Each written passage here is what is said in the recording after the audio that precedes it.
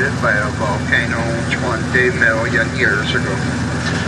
It's a mountain range that runs east to west 65 miles, north to south 35 miles, and it has an elevation of 5,000 feet above sea level. A part of it that you see here is the western face of it, possibly the most photographed landmark in the state next to the Grand Canyon. In 1964, they dedicated 159,757 acres of it to a wilderness area. If you go up there, you'll have to walk all alone.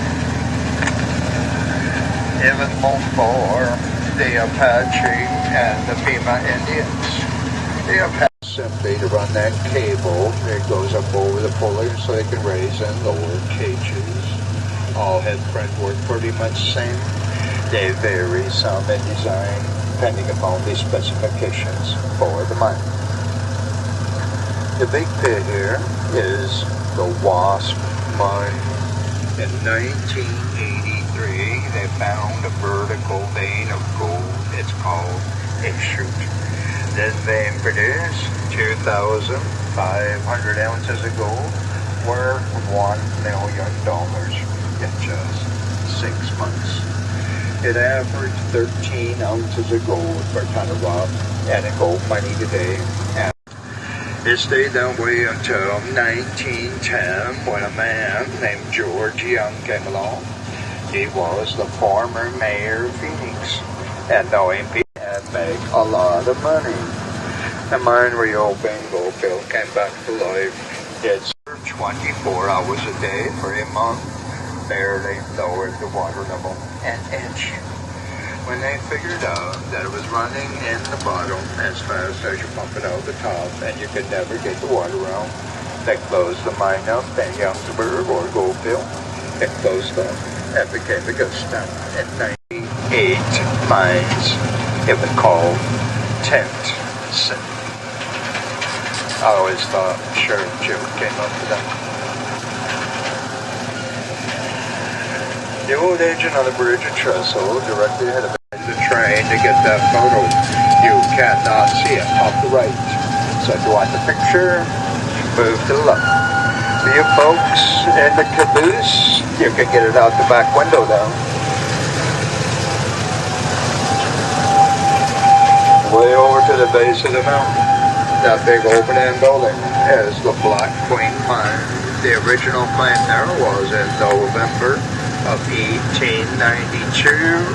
It rated third in production in the Goldfield mining district. They found gold there at she owned Thomas's Bakery. They became friends, and old Jacob Loss run it down. He came down with pneumonia. Julia took him in and tried to nurse him back to health. When he realized he wasn't getting better, he gave her directions to the year. They thought he was talking about Weaver Needle on the backside of the superstitions.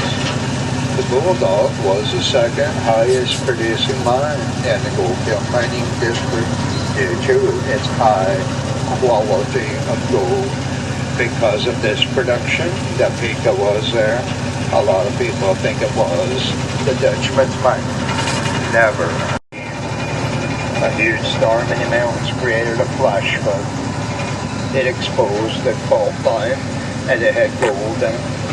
This led to the opening of the Mammoth Mine, which led to the building of Goldfield. At its peak, it had a population of 1,500. 1,300 of these were employed by the mining companies. Phoenix had a population. Cactus is the saguaro cactus. They are native to the Sonoran Desert. The oldest one on record is 350 years. They start growing arms around the age of 75. One with 6 or more arms are about 200 years old. The arms grow in a way as to help keep it in balance.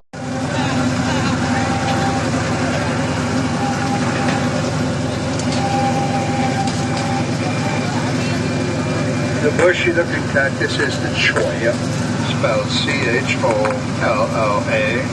more commonly referred to as the jumping cactus. They have very sharp needles, little barbs on them.